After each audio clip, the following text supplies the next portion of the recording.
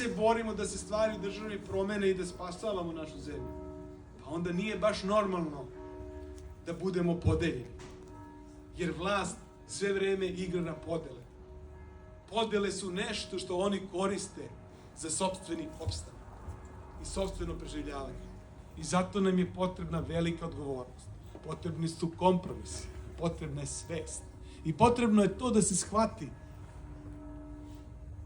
da politika nije baš igra. Politika je ozbiljan posao i odgovoran posao. Zato što uče škole.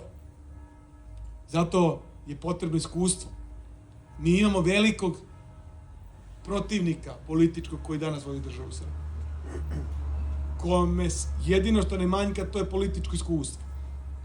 I spremnost da u najtežim političkim okolnostima igra, vara, šibicari i radi sve što treba.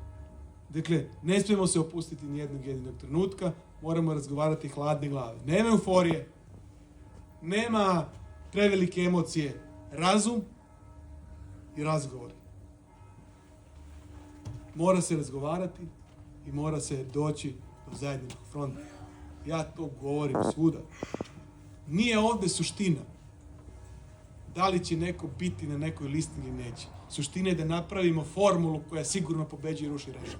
Da bi je napravili, svi akteri moraju dati svoj doprinos i svi se moraju osetiti da su važni za tu borbu. Ne može niko nikog da isključuje. Ne možemo da se oduzimamo. Moramo se sabiramo. Okej, možda neko ima neku drugu ideju, ali o tome se isto mora razgovarati.